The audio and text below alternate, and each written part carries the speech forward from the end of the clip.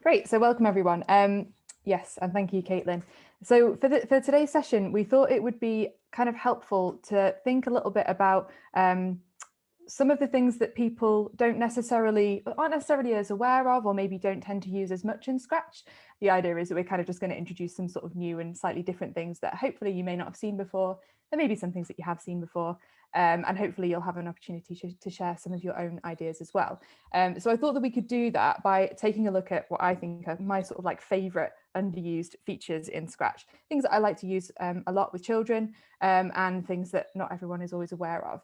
And I've kind of gathered these all in one place, just to sort of help guide us through the session, so it's easy for you to find everything that you need. So I've made this Padlet board, and I think Caitlin's going to post the link to that in the chat, or possibly already has. And but if you are using if you want to kind of use two devices at once and you've got your phone, you could scan the QR code, or you could scan it on a tablet, or you can just type in that URL there. But basically, this is Padlet. If you haven't used Padlet before, it's a way of kind of gathering up information on a sort of online notice board. And you can see that these columns correspond to each of the different features of Scratch that we're going to have a look at today. And for each bit, I've kind of given you a few options for some of the things you could look at. You may feel that you would like to sort of race through every single one of them and look at everything. You may prefer to sort of pick and choose as you go along and just choose one thing and look at it in a bit more depth. But you will also be able to refer back to this Padlet page after today. The link will remain open. So if there's anything that you didn't have time to fully explore, don't worry, you can come back to it in your own time. So with that, hopefully everyone has clicked this link and has this page ready and open. So we will start having a look at the first little set of features, which is actually got nothing to do with programming itself, and it is more to do with how you can create the assets that you might use in a Scratch project. And that is to do with the paint and sound editors. So if you've used Scratch before, you probably have at least had a little look in the costumes and the sound editors, because obviously you've probably created some characters or chosen a character. You might have edited that character and like coloured it in perhaps. So you can see that in this example, I've taken the cat and I've coloured in bits of it grey. But what I've also done is I've used this tool, which is called the reshape tool. Now on the left, you can see all of the different edit tools that you get in that costume menu. The one that allows you to do what I've done with Scratch's ears here, and I've changed his mouth and his eyes a little bit, I think. It's called Reshape. It's next to the select tool, and it's like the arrow with the dot.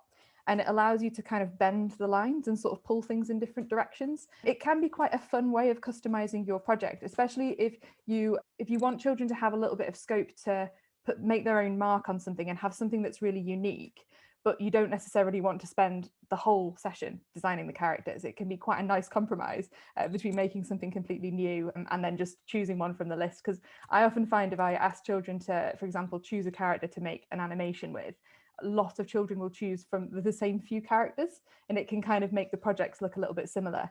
And it's nice for them to feel like they've been able to put their mark on it a little bit. So that can be quite a nice thing to have a little bit of a play with if you haven't used it before. When you drag part of the line, you get a dot, and then you also get some little lines that you can bend. And you'll see on the Padlet page, there's an example that I've done of that I've done, where I think I've changed the cat's pupils and I've made his whiskers longer and a few different things. The other one that's really fun is the voice editor. So you may know that in Scratch you can add a sound, and when you've added a sound, there's a block that you can use to add it to your program. So for example, if you have an animation, you might record the voices of the characters, or you might add some sound effects, and then you can program those in. But something that's really fun to do is that when you record a sound in the sound editor, you can edit it either by trimming it, and that's actually, it does this thing automatically, which is really useful, where if you record your voice, it will sort of automatically trim it either end, so that if you had a pause at the beginning, it will cut the pause off. You can adjust that if it doesn't do it in quite the right place. And then there's also a reverse option. You can also speed it up or slow it down.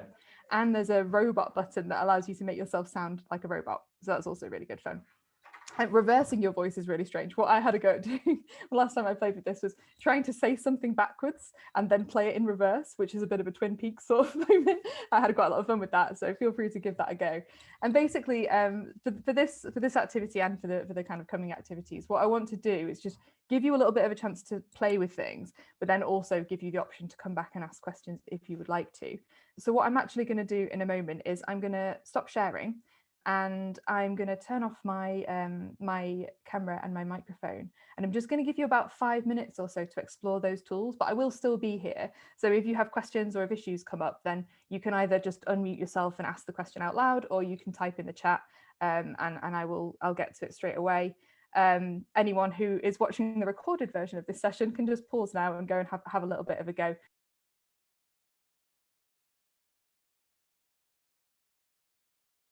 So, the kind of editor features are really nice in Scratch because they allow you to kind of add a bit of personalization, do some different things with your project. And once you've created a costume, in the block library, which is on the left-hand side, if you go into the looks blocks, which are the purple ones, then there are some blocks that allow you to change your character's costume. So you can actually have several different costumes for the same character. You might, for example, have one costume where the character has its mouth closed and one where it has its mouth open, and then you can program it to flip between the two of them so that it looks like it's kind of animated.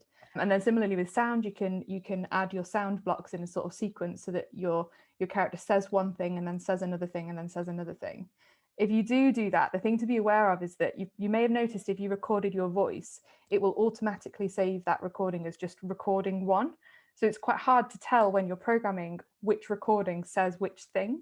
And it's really good practice. It's a really good thing to get into the habit of, to actually label your recordings. And the same with costumes actually, is to rename them. So when you're editing in that edit menu that we looked at before, it should say the name of both the costume and of the recording at the top, and you can just edit it in that little box. And that's a really a really straightforward thing to do that is kind of very good programming practice and a good thing to get children used to doing, partly because when they get to secondary school and they start using text-based programming languages, they'll have to think carefully about how they name different aspects of their code. But also just because it's helpful and useful, and it makes your job a little bit easier when you actually get around to starting your programming, which is an aspect of what we're going to have a little look at next. So the next feature of Scratch that a lot of people aren't aware of is the comment function. I'm just going to share my screen again, so I can show you some examples of this.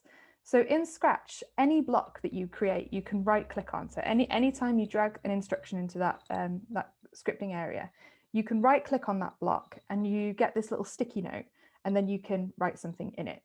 And that's really useful for a range of reasons. And one of them is, so in this particular example, I have used the comment feature to actually set tasks for the children. So in this particular project, there are several different sprites, and within each sprite's code area, there are comments that tell you what to do with the sprite and how to kind of work your way through the project. I think this is particularly useful in this kind of blended setting that we're working in at the moment, where you're not always available to the child to immediately repeat instructions or answer questions that they might have. So if you can find ways of kind of adding little hints along the way to kind of keep them on task and answer questions, kind of preempt the questions that they might have, it can be a really helpful way of kind of supporting them through activities. So yeah, so this one lets you sort of create a Mayan calendar, and the idea is that the children can they can go to the costume section and they can paint all of these different symbols to sort of customize their calendar and change it. But another way that you might use comments is to sort of explain what the different parts of the code actually do. So in this example, this is a project that I made which allows you to write your name in Egyptian hieroglyphs, and you get this little character, and you can press the right arrow to change the character's appearance. You can press the green flag to start the project. You can press the space key to rub out any hieroglyphs that you've got, but you can find all that out because it actually tells you within the code. So you can see I've added these sticky notes to tell you what the program is for, how it works. And I think that can be quite helpful, partly because it helps you to navigate the project and understand what you're supposed to do with it, but also because if you wanted to then take this and make something similar, then it might make it easier for you to work out how to do that. So you can see in this example that the bit at the bottom, it tells you that it's a script that writes my name, and then the invitation is to see if the children can write a script that writes their name as well. And actually this project is on the Padlet page, as is the previous one, the Maya calendar one. So if you want to have a go at these yourself, then you can. But the other thing that can be really helpful in terms of using comments to explain what the program does is actually getting the children to use that themselves, because sometimes when a child produces a piece of work when they're programming, it can be quite hard to tell what their level of understanding is just from the coding that they've done, for a range of reasons. It might be because they've done a really, really good job of either following the instructions that are, you know, on a textbook or on a website, or that they're working with a partner and both children have got kind of exactly the same code, and you think, do they both definitely understand why that does what it does? And so it can be really, really helpful to use comments for kind of assessment purposes, to actually see what children's understanding is of what the code that they have created does and how it does it. So comments can be really useful for that as well. And if you add a comment to a project and then you save the project and share it, other people will be able to see it. So when you're asking children to produce projects and then you're kind of gathering them up, it can be a really nice way of helping you to assess what they've done.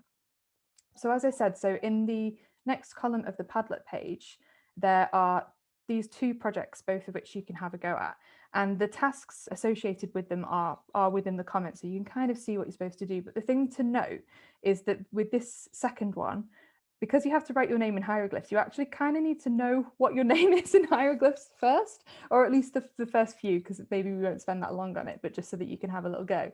So what I've also put on the Padlet page at the bottom of this comments column is a website which is from Penn Museum, it is, and it has a hieroglyph translator where you can write your name and then it will produce an image which has it spells your name kind of phonetically in hieroglyphs.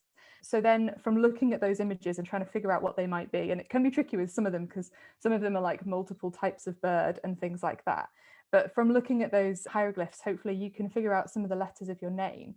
And then what you can do when you open this project is on the left-hand side where the block library is, there are some pink blocks. The section is called My Blocks. And if you click on My Blocks, you'll see a list of pink blocks, which are all the different names of hieroglyphs. And I'll explain a little bit later on where those blocks have come from and kind of how they work. But they're kind of central to this particular project, because what I've actually done is made blocks that cause your character to draw different hieroglyphs. So in that section, you can collect up the blocks that represent the figures from your name, and then you can put them in a sequence, much like the example, which is saved in the project, to see if you can get your character to spell your name. And with this activity, again, it kind of talks you through, there are 3 sprites on the bottom right-hand corner, and if you click on a sprite and you look within the code for that sprite, you can read the instructions and kind of follow them through. For the first one, it's all about using the paint editor, which we've had a little bit of a go at. But if you click on the second one, there are some slightly different instructions. So maybe you can have a little bit of a look at that one as well.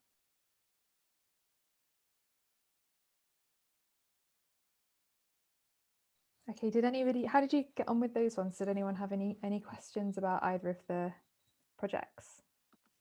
I had to go to the Egyptian one, and then it took me a while to they end up going in the wrong places. So I realized you have to move the sprite down each time to get it in the right place. So I had to erase them and start again after I'd done about 5. Yeah. And then, but yeah, that's really good. There's like a lot of coding you've put into that though. Yeah. Well, that particular example is quite complex. Although yeah, I bet you were pleased with that one.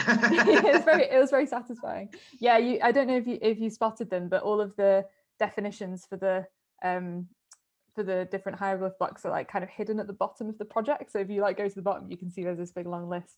But it was quite fun to make. Yeah, I bet it was. Yeah. And I think that a good thing about Scratch is that, I mean, obviously this particular project is out there on the Scratch website and is public and shareable. And I've seen it be, obviously I've used it with classes, but I've also seen it be used by other people who've just made, I know they've used it because they've made a copy of it or they've commented on it. Yeah, okay. And that's not necessarily, that's people have just stumbled across it on the website, which means that it, like, I guess you might be able to find other projects on there that might be helpful. I'll talk about that a little bit more later on, but but it's nice that there's this kind of collaborative community that where when someone's made something, it can be reused all around the world, really, which I think is really nice. But yeah, it's quite a fun project, and I think with both of these, really, they were resources that I made to use with children in person sessions, but I have also used them remotely, and I think again I'll talk a little bit more about this later on, but I think it's really important to sort of think about the differences in how you use them in those different situations, and how, you know, the ways of explaining things and modeling things that can kind of support children in those different environments. But as Caitlin kind of suggested before, like one of the nice things about using Scratch is that it's free and it runs on lots of different devices.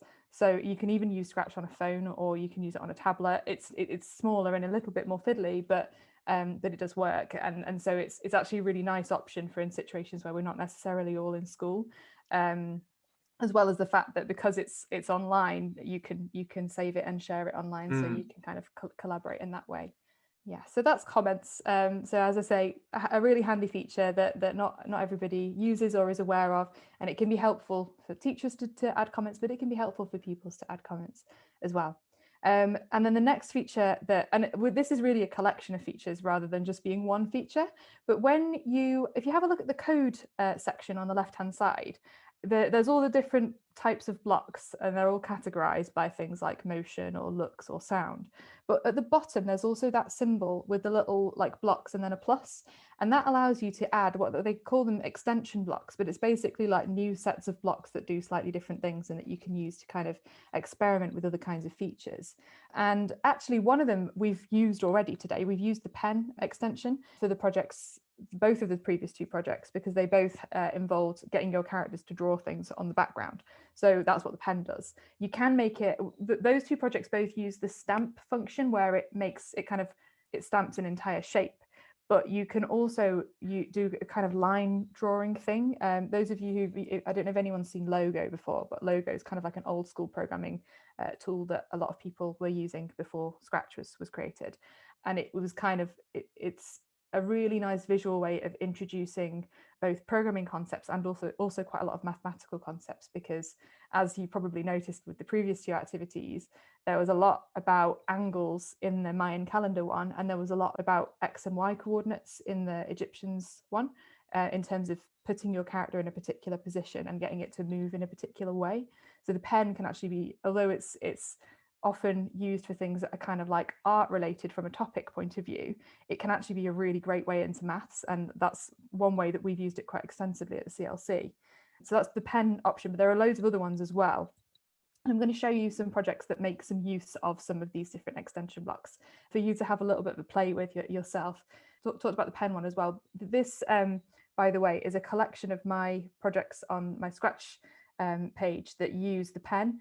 Some of them we will have a look at today. You can already see that the Egyptian hieroglyphs one is on here, but there's also the palm tree one we're going to have a little bit of a look at later.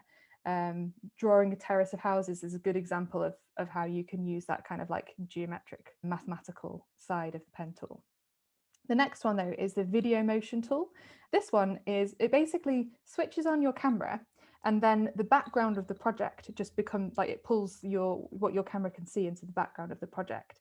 And then you can, if you have sprites on your page, you can make it so that if the camera senses you touching the sprite, then it can make something happen, which is it's kind of a difficult thing to explain, but it makes sense once you see it.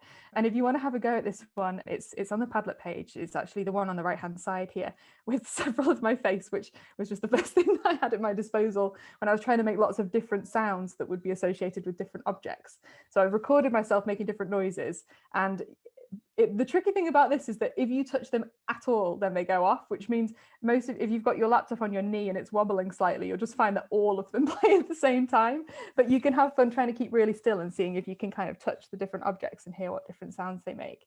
And another thing that you could do with this is like, you can make different musical instruments, and you can make the musical instruments play different notes, and then you can kind of set them off. So there's lots of fun that you can have with that. It doesn't have to be sound either. The one on the left hand side is actually a project that was made collaboratively by children as part of our Tate Exchange program, and it's a bit strange because the objects that trigger these patterns are actually all invisible. They're hidden. When you have a sprite in Scratch, on the right hand side, just underneath the stage, it shows you all of the different kind of features of that character. So it will tell you things like, for example, its current X and Y coordinate, and it will tell you things like its size as a percentage. So if you want it to be smaller, you can reduce its size to like 70% or something like that. but it also tells you whether or not your character is visible or hidden. And there's a little eye that you can click to hide or show your character. And what I did with this project is I just hid all of these little dots around the screen, and we worked with different children, and each child programmed a different dot and made it so that when you touched it, the pen tool was used to create some kind of interesting pattern, and kind of went off and did all sorts of different things. And they used different visual effects, so you can see some of them made kind of blurry patterns. Most of them opted for the kind of rainbow, change the pen color option, because it's a lot of fun, which is fair enough. But we got all of these cool different shapes, and we were in the Tate, and we had a camera switched on, and it meant that as the children moved around the room, the camera picked them up and it sent different patterns kind of shooting around this screen. So it was a kind of collaborative exhibition that they were all part of. So that's the video motion one, which is really good fun to play with. The next one is the text. So it's actually two features combined. One of them is text to speech, which is a collaboration with Amazon. It uses Amazon technology, like Alexa technology, and then the other one uses Google Translate, so it's translate blocks. So this is a character which walks onto the page, and then it speaks to you, and it asks you. It says, "Welcome to Paris. I can help you learn French. What would you like to say?" And it uses this ask block, this blue block, which gives you a little box at the bottom where you can type an answer. And then if you have a look a bit lower down in the instructions, you can see that it will actually translate that answer into French, and it will also say the answer in French. So hopefully if you write a little message in English, then you should be able to read and hear it back in French. If you want to have a bit more of a play around with this, you can have a look inside. You click the See Inside button, and then you can change the blocks. You can kind of remix them. So for example, you might decide to change what language it speaks. Maybe you want to find out what that phrase is in Finnish instead, or in Japanese. And so you can change those boxes and make your translator use a different language. If you want to, you can even use one language for the speak and one language for the translate. So it's this bit here, the set language to. The weird thing about this one is this sets the accent. So you can have it so that it uses one accent, but it speaks a different language, which is really interesting to try, and it makes it sound quite different. So worth having a little bit of a play with that as well, if you want to. The next one is going to be trickier for us to actually have a go at today, but I've put some links to some websites that tell you how to do it. And it is there are various external devices that you can plug into your computer or what you're using to use Scratch, and you can kind of create some blocks to program them or to work with their program.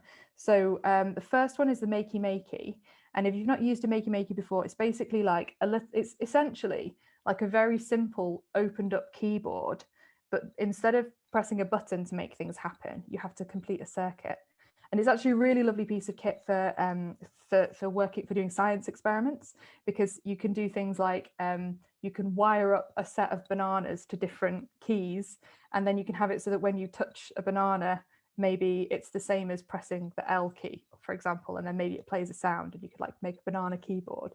In this particular example, this is the project example on the left hand side is just a maze game. It's just a maze game that I made once, but that you can make like a controller to control the monkey. So you could get a bit of cardboard, you can cut out a shape of a controller, you can design it yourself, and you can add little split pins to it so that you've got some metal points that you can touch to control your monkey character. But there are some specific blocks that work with the Makey Makey when you add that extension, and you can actually program it so that combinations of keys do different things, which gives you a lot more options in terms of controlling a game like this one. So that's the Makey Makey. The microbit may be something that you have in school. These were a few years ago given to Year 7 children across the country, but they're also a relatively cheap microcontroller. They're about £12, or maybe it's about 15 quid if you get them with the cable and a battery pack. And they're a micro USB cable that can plug into your computer. Oh, thank you, Caitlin. That's what they look like. And you can program a microbit with your computer. It has little LEDs on it, so you can see in the example on this page, it's got a little heart that can light up. It's got 2 buttons on the front, and then it's also got these contacts at the bottom that you can use to do a bit of circuitry with. So there's loads of possibilities with programming with the microbit. It's a great piece of kit to have a little bit of a play with if you have the opportunity. But if you already have them in school, just be aware you can use them with Scratch, and there's a lot of good fun you can have with that. And this page here they call them scratch cards for the microbit, but it basically walks you through different things that you can do by combining the microbit with Scratch. So that's another one, and that's linked on the Padlet page. The next 2 are 2 different types of programmable Lego. So the first one is Lego EV3, which is the current version of Lego Mindstorms, if you've ever used any of those before. And you can program it to do all sorts of different things and add blocks to Scratch specifically for that device. Similarly, there's also We Do 2.0, which is like a little bit of a more simple, accessible version of EV3, I suppose, and it's also a lot more colourful. But they're basically they both work on the same principle. It's Lego that has special electronic parts that involve motors and sensors, and you can use them to make interactive robot type objects that do different things and respond to their environment. Both, again, really great pieces of kit, both a bit on the pricey side, but again, if you happen to have them around, or if you have the opportunity to get hold of some, it's good to be aware that you can use them with Scratch. Because I think particularly with EV3, with it being quite an expensive piece of equipment, you want to be able to use it with as many year groups as possible. So it does kind of open up that possibility. So actually, before I go on to the next bit, I'll let you have a little bit of a look at those projects on the Padlet page. So as I say, the top few of them you should be able to use just with the computer you're using at the moment. But the other ones I've just put links so that if you want to have a look back later on, then you can do.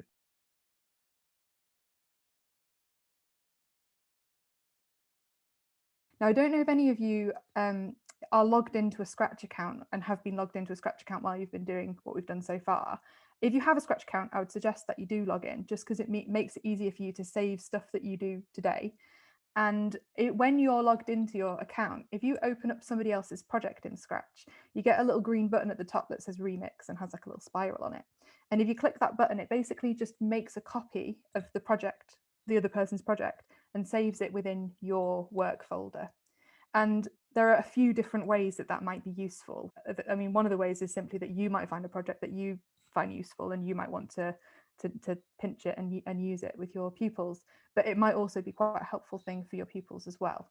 This is actually kind of a lot of the things that we've been talking about kind of link in with this slide really, but this diagram is referred to as the continuum of scaffolding, and it was shared with me by somebody called Jane Waite, who has worked variously at Queen Mary Uni, at King's College London, and at Computing at School, if any of you are familiar with Computing at School. And she was thinking about the different approaches to structuring activities, programming activities, not just in Scratch, and about how much sort of scaffolding is involved in each of them. And about it's not saying that there is like one right way, but it's about just thinking about what you're doing and about how you're doing it, and whether you're kind of using the same level of scaffolding all the time or if it's different. And we talked a little bit before about how sometimes if you are using a textbook, that it might kind of like tell you exactly what programming to do, and you might basically just be copying a piece of code. And so that would be kind of like the maximum level of scaffolding that you might use. But on the other end of the spectrum, you've got kind of no scaffolding at all, which is what some people might call tinkering, or you might think of it as just kind of like exploring, but it's where there's no real constraints on what you're supposed to do, but you can kind of just do, you know, anything that you want. And so those are kind of extreme ends of this sort of spectrum.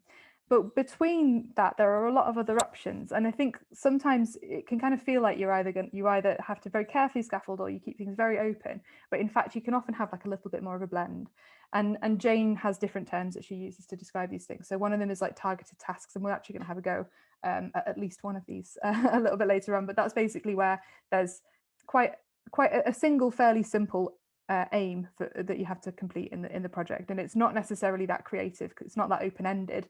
There's a very clear goal that you have to complete, but it isn't just copy some instructions, it's sort of solve a problem. So it is a little bit like almost like a maths problem, but in kind of computing terms. And then there's shared programming. Now, shared programming is sort of like, it's like shared writing but with programming. So it's sort of if you have a part of your teaching where you are kind of modeling building the program, but you're also getting input from the children as you do it, that would be an example of shared programming. And then you also might have children working together to create a program, such as, like we said before, driver navigator structures and things like that. Another one is guided exploration. So that's where this kind of idea where you have children are allowed to try out different things, are encouraged to try out different things, but you're kind of setting some helpful constraints. Again, we will see, actually, there was an example of this. I don't know if anybody in the Maya calendar activity, if anyone went to the second sprite, but in the second sprite, there were actually some blocks that I had already put in the code area, but I hadn't connected them together. And the idea was that you could sort of test out the different blocks. And then once you'd done that, you could build your own little script. So that would be an example of a guided exploration where you are testing things out and coming to your own conclusions, but you've been given a sort of helpful set of constraints to work around. And then the next one on this sort of spectrum is projects. So children sort of having an idea, designing something, and then completing the steps required to turn that idea into a reality. So there's lots of these are sort of what Jane suggested. It's not necessarily the case that every single programming activity perfectly neatly fits into one of these categories, but this is just a way of thinking sort of, am I varying the types of task that I'm giving children when I'm teaching? Are we always doing the same type of thing, or are we kind of mixing it up a little bit and trying different things? And I think that's particularly important when we're thinking about teaching inclusively. Research suggests that copy code activities can be particularly off-putting for girls, interestingly. So thinking about, if you find that you're doing a lot of that, maybe it's good to vary it and make sure that everyone is kind of included. And then the other thing is that, of course, at the moment with obviously we've had a bit of back and forth in terms of the location that teaching and learning has been happening for various different children. And so I think that when we're thinking about teaching in a way that is sort of like flexible or blended or remote, thinking about scaffolding is really, really important, because lots of people, particularly if you're teaching remotely, lots of people have said that kind of breaking things down into bite-sized chunks can be really important, and that the scaffolding that you use is like even more important than it would normally be. So thinking about how tasks are structured, I think, can be really, really useful.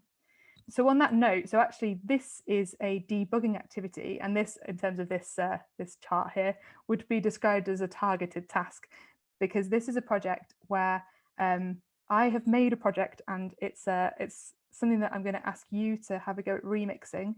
So you're going to open this project up and have a look inside, and basically it's a bit broken, and the task is to see whether you can fix it. And once you've fixed it, see if you can find out what happens when the cat catches the mouse.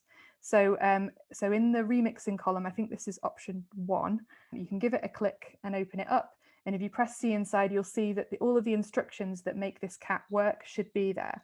This cat is supposed to move up, down, left, and right when you press the arrow keys.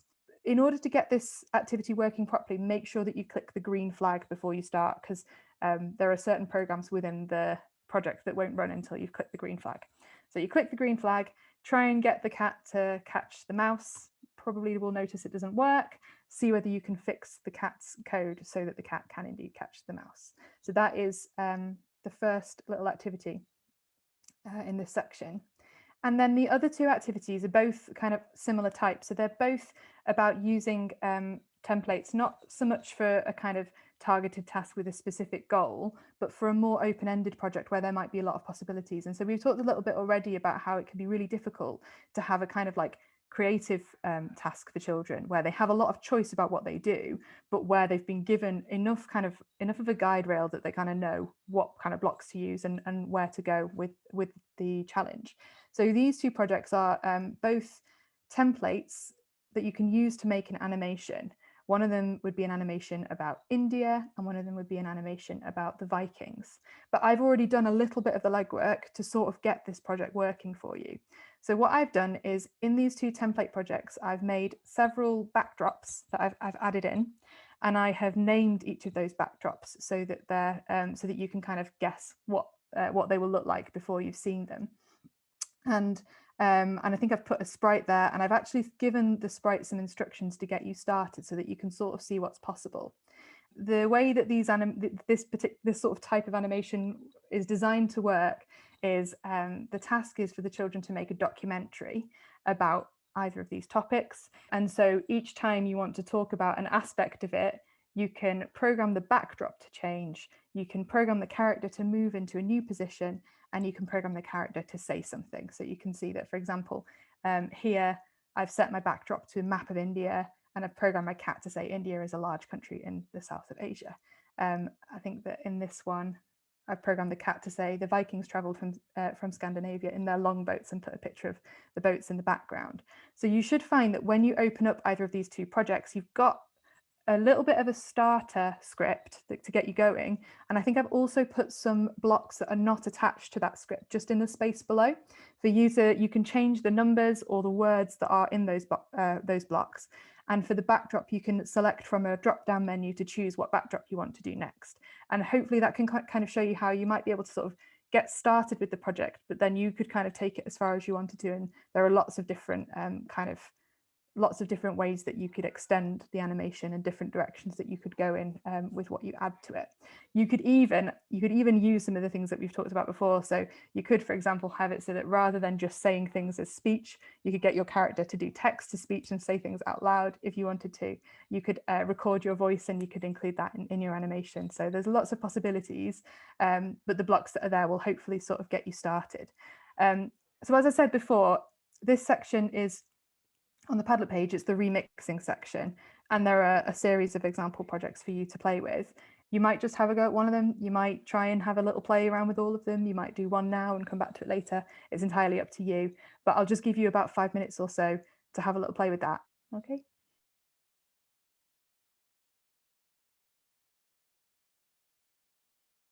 Okay, I hope you've had a chance to have a little bit of a play with some of those projects. So you can kind of hopefully get a bit of an idea for how you could sort of, this basic sort of make an animation documentary format of template project you could use with virtually any topic. I think the thing that's really important to do if you wanted to do that is getting the pictures in there and naming the backdrops, just because it means that when you come to program, that block that says switch backdrop to has a list of the names of the different backdrops, and that makes it a lot easier to figure out where to go next when you're programming it. But other than that, it's quite a sort of simple structure. It's quite easy to do something quite interesting with it. Like I said before, projects that I put projects that I use with pupils, I will always share them so that they're public on the Scratch website, so which means obviously the children can see them and can use them. But it also means occasionally you'll find that different people who you haven't taught before start using them, and it tells you what location they're in. And I've had people like in different places, in different parts of the world, remix some of these projects and make their own animations with them, which you can actually see on the project page. It says like there's a section that tells you any remixes that have been done of that project, and it's really nice to see that kind of sense of community collaboration on the Scratch website and different people using your work. I always find it quite a little bit of a thrill when I notice that someone has remixed something. Just have to be careful on that. If the children were to put themselves in the photos of themselves on there, then they'd have to be aware that that is going to be able to be shared around. So yeah, absolutely. And there's if you plan for the children to share their project publicly, then obviously those concerns. Is there a way of making their ones just private to you? Well, yeah, so it depends what type of account you're using, but if they if I give you my project and you remix it, it makes a copy of it that's saved to your account, but that copy is not public unless you press the share button at the top. Oh, I see. Okay. So it won't automatically share. If you take my project and you put your face in it, that won't necessarily be public unless you want it to. But obviously that is still an important discussion to have with the children, because they do have that share button at the top of the page if they're using a normal Scratch account. So yeah, I think anytime you're using an online platform like this where there is that collaboration, discussions about privacy and about good online safety behavior are really important to have. So that's a really, really good thing to mention. I don't know if anyone uses like the class accounts as well, but you can sign up for, as a teacher, you can sign up for a class account, which gives you a bit more control over pupils and what they can do. And then there's also something, it's actually going to mention, it's my number 6 thing, but a way that we sometimes get children to sort of share their work is by using the studio function. which I use it to sort of categorize my own projects sometimes, but actually you can do things like have your own class studio. Now that doesn't mean that their work is private. I think that when you're thinking about how children will share their work, it's really important to consider whether or not and when it's appropriate for them to be sharing their project publicly. But yeah, really, really good point. Okay, cool. So I will move on to the next bit, which is the My Blocks thing. Now, I kind of mentioned this a little bit before, because when we had a go at the Egyptian hieroglyphs project, and I talked about, so when you went on the hieroglyphs project, if you clicked on the pink bit that said My Blocks, and then you saw a list of scratch blocks that are not normally there and that are all associated with different Egyptian hieroglyphs, the reason that they were there is because I'd made them within that project, because in Scratch you can make your own block, and then you can decide what that block does by sticking some other blocks under some other instructions underneath it and kind of telling it what to do. Now, in programming terms, this is called creating a procedure, and it's something that children will do in text-based programming languages when they're in secondary school, and it's one of those things that seems like it's like an advanced feature or a complicated thing to do, but actually a lot of the time it makes your life much easier when you're programming. And I'm a bit of an advocate for introducing it quite early on in teaching programming, because actually it makes code much easier to read. And we'll have a look at an example of that in a minute. So this is an example of a pink My block in Scratch that you might make. So you can see in this project, and the template for this is on the Padlet board.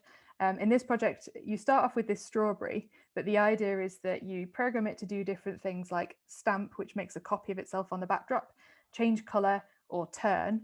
And if you put those kinds of blocks together, then you can get your strawberry to create all sorts of interesting patterns. And this activity is actually inspired by the Scratch Maths curriculum, which is put together by UCL Knowledge Lab with lots of research about it's designed for teaching maths, but teaching maths through programming, and it's all about kind of exploring exactly what each of the different instructions does and fully understanding it before you start to put things together.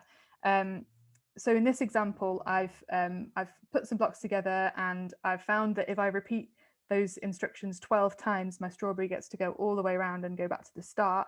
There are interesting conversations you could have about angles, if you think about how much your character is turning each time and how many it needs to turn to get all the way around.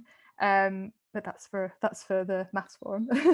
But yeah, so you can see that this pattern has kind of used a little bit of maths to make it work. And then when I've completed it, I thought, oh, I like this. I think it looks a bit like a beach ball, but it's got leaves on it. So what I've done is I've used this define block to name my set of instructions or name my procedure, and I've called it Leafy Beach Ball.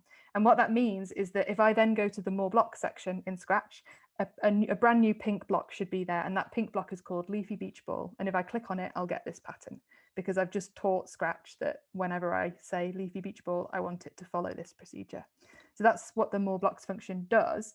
But the next example kind of shows you why it's important. So the next example is, again, using the pen tool. And this time it's to make a slightly more complex picture, which is this palm tree. However, the project that I have posted on the Padlet page is actually, it's got something wrong with it. It's got a mistake or a bug. And the idea is that you have to find and fix that bug in this project. Now I made two versions of this project, and now this is the first version.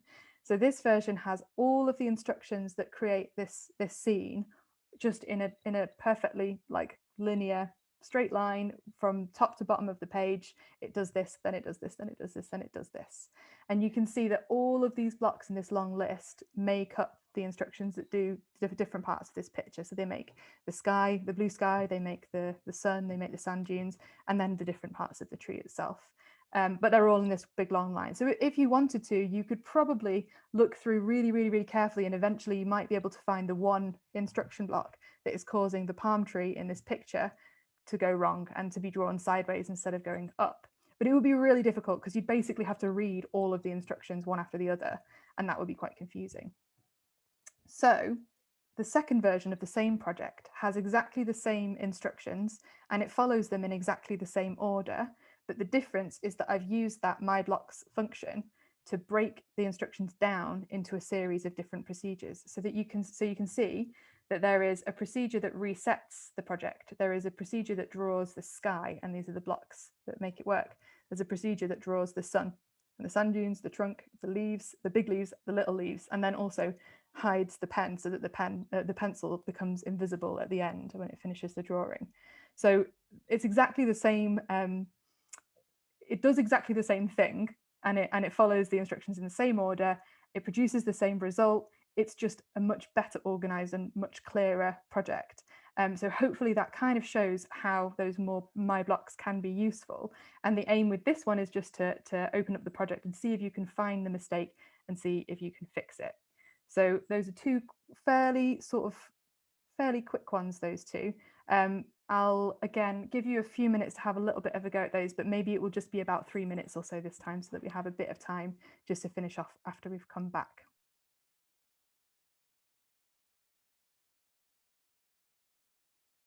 I'll just show the solution to this one. So if you didn't have a go at the palm tree project, you want to have a look at the trunk script to get that palm tree fixed.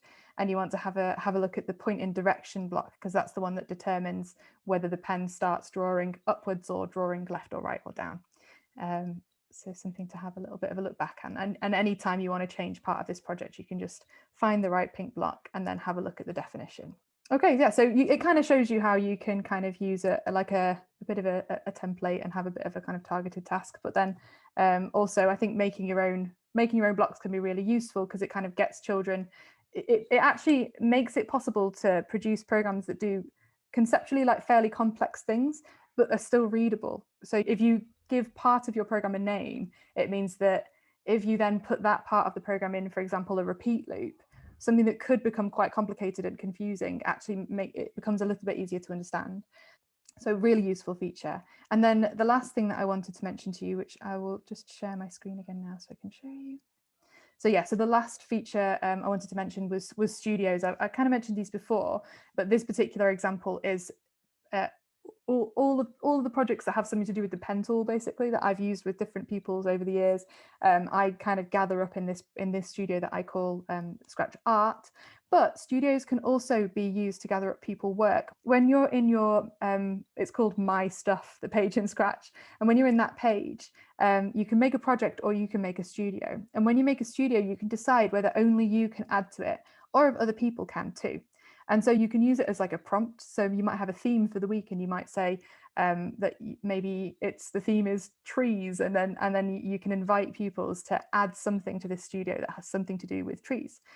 And you can also gather up other people's work in your studio that you have gone and found, and then you could use that as a way of gathering things to show to children. So it's really just a way of kind of collecting up projects and organizing them. But again, it's a useful feature that maybe is a little bit underused, and that I think a lot of people could make more use of. And then this is kind of extra to the list, but it's just something to be aware of. And I've put the links to this to these on the Padlet board. But if you search for Scratch Lab, you'll find when Scratch are developing a new feature, they sometimes they share it through Scratch Lab. And there are two examples of that here. One of them is this animated text feature that allows you to have scrolling text and have different colors and things like that. And then the other one on the right is like video sensing, but you can make it so that it senses different parts of your face, and it can send different objects to different parts of your face. So you can imagine that could be a really fun thing for the children to try. And I've put the links to these two features in Scratch Labs on that Padlet board if you want to have a little bit of a look at them at a later point. But as we've talked about, we've kind of mentioned this quite a lot in this session, but the Explore section of the Scratch website is also a great place to go if you're looking for new ideas and you want to try out some new things. So I'd really recommend taking a look at that and just giving yourself a little bit of time to explore and just see what's available.